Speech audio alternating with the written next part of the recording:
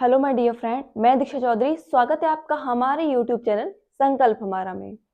तो आज की इस वीडियो में हम ठोस अवस्था या स्टेट ऑफ मैटर्स, द्रव्यों की अवस्था, पदार्थों की अवस्था के बारे में जानने वाले हैं, जिसमें से हम पहला पदार्थ लेने वाले हैं ठोस।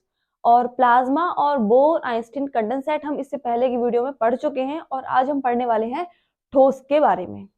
तो जो हमारी हेडिंग है वो है स्टेट ऑफ मैटर और है ठोस, यानी इंग्लिश में हम बोलेंगे सॉलिड। तो सबसे पहले क्वेश्चन यही बनता है कि ठोस क्या है। ठोस क्या है? ठोस एक ऐसा पदार्थ है जिसका आयतन और आकार क्या होता है? निश्चित होता है। ठोस का आयतन और आकार क्या होता है? ठोस का आयतन और आकार, वॉल्यूम और इसकी जो शेप होती है वो कैसी होती है? निश्चित होती है। अर्थात इसकी जो एग्जैक्ट डेफिनेशन होगी वो ये होगी कि पदार्थ की वह अवस्था जिसमें आयतन और आकार निश्चित होता है उसे हम ठोस कहते हैं, उसे हम सॉलिड कहते हैं। अब हमें ये समझना है कि आयतन इसका क्यों निश्चित होता है, कैसे निश्चित होता है और इसका आकार कैसे निश्चित होता है। तो हम ये जो कैरेक्टरिस्टिक्स हमने लिख रखे हैं इन पे वन बाय वन करके बात करेंगे और इस वीडियो के अंत तक आप अच्छी तरह से समझ जाएंगे कि आकार ठोसों का और आयतन किस तरह निश्चित होता है और किस तरह ये ठोस कहलाते हैं। सबसे पहले हम आकार की बात करते हैं। ठोस में हर पदार्थ किससे मिलकर बना है? अणुओं से मिलकर बना है। अणु यानी हम कण बोल देते हैं, ठीक है। अणु से छोटा क्या होता है? परमाणु। और परमाणु किस में टूट जाते हैं? Electron, proton, neutron. तो मैं अणु वाली अवस्था ले लेती हूँ। हर पदार्थ किससे मिलकर बना है? अणुओं से मिलकर बना है, कणों से मिलकर बना है। हम यहाँ कण लेते हैं, ठीक है। हर पदार्थ किससे मिलकर बना है? कणों से। वो ठोस में क्या होता है? ठोस में जो कण होते हैं वो बहुत ही पास पास होते हैं, उनमें कोई स्पेस नहीं होता। अब मान लीजिए एग्जाम्पल के तौर पर हम यहाँ पर कोई एक ठोस पदार्थ ले लेते हैं। मान लीजिए ये कोई ठोस पदार्थ है, ये कोई ठोस पदार्थ है, ठीक। ठोस पदार्थ के कण, जो अणु होते हैं, कण होते हैं, वो कितने पास पास होते हैं? वो लगभग इतने पास पास होते हैं। लगभग ये क्या है हमारा? इतने पास पास इसके अणु होते हैं। और यही जो पूरे अणु हैं, कण हैं, ये पूरे में क्या है? फैले हुए हैं इसी तरह से। इसी तरह से हम पूरी, आप इसी तरह से पूरी संरचना में इसको समझ लीजिए, इस तरह फैले हुए हैं, ठीक। अब आप देख सकते हैं इस ठोस के कण जो हैं ये इतने पास पास हैं कि इनमें जो ये बीच का गैप है, ये वाला जो गैप है इनमें, ये क्या है? बहुत ही कम है। ये वाला गैप क्या है? इनमें बहुत ही कम है, ना के बराबर इनमें ये गैप होता है। इसी कारण इनमें अणु क्या होते हैं? बहुत ही निकट, कण जो होते हैं बहुत ही निकट होते हैं। इस कारण क्या है? इनका जो आकार है एक निश्चित शेप का होता है, ये शेप नहीं बदल पाते। इनका आकार, शेप बदल लेते हैं। हम जैसे लोहे, सोना, चांदी है उसको पीट पीट कर हथौड़े से उनकी शेप को कन्वर्ट कर लेते हैं, शीट में कन्वर्ट कर लेते हैं, लेकिन इनका आकार एक निश्चित होता है। ऐसा नहीं है कि हवा चल रही है या फिर पानी के बहने से या किसी और अन्य अवस्था से इनका आकार, शेप चेंज हो रही है। जब तक आप बाह्य बल इन पे लगाएंगे, यानी जैसे कि हम इस पे बाह्य बल, इधर से प्रेशर मारेंगे, ये बोर्ड है, ये बोर्ड भी क्या है? ठोस है। इस पे मैं प्रेशर मारती हूँ, प्रेशर मारूंगी तो क्या इसकी शेप चेंज होगी? नहीं होगी। तो ठोसों का आकार क्या होता है? निश्चित होता है। एक बहुत ज्यादा फोर्स, जब बहुत ज्यादा फोर्स लगाएंगे, इस बोर्ड के लिए एक इतनी फोर्स होगी, हथौड़े से मैं मारूंगी बहुत ज्यादा तेजी से, तो हो सकता है एक या दो बार ये टूट जाए। तो ये क्या, बिल्कुल, जब हम, फोर्स भी एक लिमिट की होनी चाहिए, है ना। उस लिमिट की फोर्स में जो ये ठोस का जो आकार है वो चेंज नहीं होता। तो हमने देखा सामान्य अवस्था में ठोसों का आकार क्या होता है? निश्चित होता है। जरा सा टच करने पर इसका आकार चेंज नहीं होने वाला। सेकेंड इज आयतन।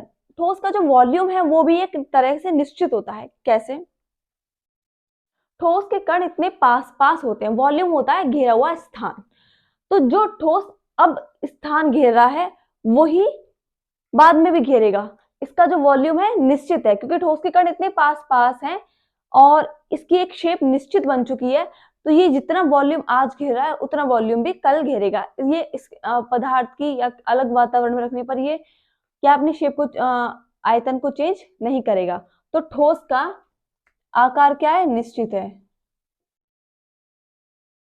साथ ही साथ इसका जो आयतन है वो भी कैसा है? निश्चित है। अब बात करते हैं आकर्षण बल की, attraction force, force of attraction. आकर्षण बल क्या होता है? दो कणों के बीच लगने वाला आकर्षण बल होता है। अब ये जो ठोस पदार्थ हैं, ये वाले ठोस कण हैं, इनके बीच क्या है? एक अट्रैक्शन बॉन्ड होता है, आकर्षण बल लगता है, ठीक, जिससे ये अपने आप को बांधे रखते हैं। अगर इनमें आकर्षण बल नहीं होगा, मान लीजिए इधर प्रतिकर्षण बल है जो एक दूसरे को रिफ्लेक्ट करते हैं, या फिर आकर्षण बल नहीं है, तो जरा सा ही मारने पर इसके जो कण है वो एकदम टूट जाएंगे, बिखर जाएंगे, और ये शेप क्या है? बिगड़ जाएगी। इसी की वजह से इनमें आकर्षण बल क्या होता है?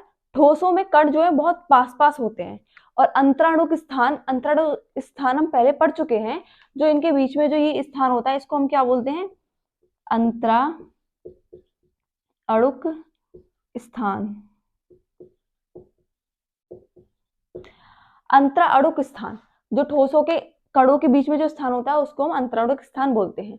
अब ये जो कण है, इनके बीच में बहुत ज्यादा अंतराणुक स्थान क्या है? कम है, और ये बहुत ज्यादा किससे? ससंजक बल से। ससंजक बल जो इन्हें बांधे रखता है, इनका जो ससंजक बल है वो बहुत ज्यादा प्रबल है इन कणों का, और इनके मध्य आकर्षण बल क्या है? ज्यादा स्ट्रॉन्ग है, जिससे इनके कण एक दूसरे को रिफ्लेक्ट नहीं कर पाते और ये अपनी शेप को आसानी से कन्वर्ट नहीं कर पाते हैं। तो आकर्षण बल कैसा होता है? ठोसों में प्रबल होता है।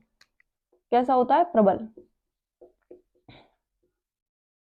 अब रही बात घनत्व की, डेंसिटी। डेंसिटी जो घनत्व है ठोसों का, वो भी कैसा होता है?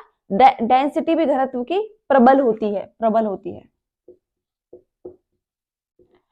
नेक्स्ट है हमारा समाकृतिकता, आइसोमोर्फिज्म। समाकृतिकता का मतलब यही है कि जो इसकी आकृति है वो एक निश्चित रहती है, ये कन्वर्ट बार बार नहीं होती। क्या होती है? ठोसों की आकृति कैसी होती है? निश्चित होती है। तो हम यहाँ लिख सकते हैं ठोसों की आकृति कैसी होती है? निश्चित होती है। अच्छा, आपकी एनसीईआरटी बुक में कुछ एग्जाम्पल एक्टिविटी के थ्रू भी समझा हुआ है। वो एक्टिविटी बहुत ही सिंपल सी है, मैं उसे ओरली आपको बता देती हूँ। उसे खास बोर्ड पे समझाने की कोई जरूरत नहीं है, मुझे ऐसा लगता है। आप उसे एक बार रीड भी करेंगे तो भी आपको वो आसानी से समझ में आ जाएगी।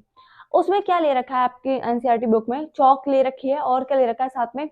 चौक, पेंसिल और पेन, साथ में हथौड़ा है, एक पेपर है। इसी तरह के कुछ आइटम्स ले रखे हैं। अब वो क्या करते हैं, चौक को, और रबड़ भी है।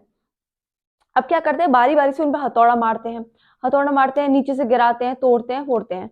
उसके बाद देखते हैं कि इनकी आकृति में कोई चेंज नहीं होता। भले ही चौक बीच में से टूट जाए, लेकिन आकृति में कोई चेंज नहीं होगा। जब, क्योंकि चौक के कण क्या होंगे? बल। चौक पे क्योंकि हम ये पहले पढ़ चुके हैं कि हर कणों के बीच में जो आकर्षण बल क्या है? अलग अलग है। तो चौक के जो कण होंगे वो क्या है? दूर दूर होंगे, इसीलिए वो आसानी से टूट रहा है। कुछ चीज बहुत ही कठोरता से टूटती है, तो वो सब किस पे बिलोंग करता है? वो सब उनके आकर्षण बल पर बिलोंग करता है, कणों के।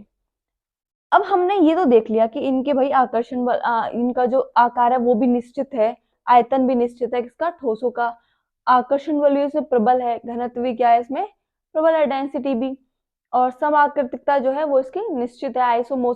आइसोमोर्फिज्म का मतलब ये है कि इसकी जो आकृति है वो कैसी है? ठोसों की निश्चित रहती है, अनिश्चित नहीं है कि तुरंत अपनी आकृति को बदल दे। जैसे पानी बदल देता है अपनी आकृति को, आप जिस बर्तन में रखोगे वो उसकी आकृति ले लेता है, लेकिन ठोस के साथ ऐसा नहीं होता। गैस भी अपनी आकृति बदल लेता है, जिस बर्तन में रखोगे वो उसी बर्तन में उसी का रूप ले लेती है, लेकिन ठोस क्या होती है? समाकृति इसकी जो निश्चित होती है। अब कुछ हम ऐसे एग्जाम्पल देखेंगे, जैसे आपने रबड़ देखी है। रबड़ पर क्योंकि रबड़ पर अगर हम बाह्य बल लगाते हैं, उसको खींचते हैं। अब हमने बोला है कि ठोसों का आकार निश्चित होता है, लेकिन अगर हम रबड़ को खींचते हैं तो उसका आकार क्या है? वो बड़ी हो जाती है, उसका आकार में परिवर्तन होता है, लेकिन पुनः वो अपनी जगह पे, जब उसे छोड़ देते हैं तो पुनः वो अपने स्थान पर ही आकर रुकती है। तो हम रबड़ को भी किस किस श्रेणी में रखेंगे? रबड़ को भी हम ठोसों की श्रेणी में रखेंगे। अब हम देखेंगे कि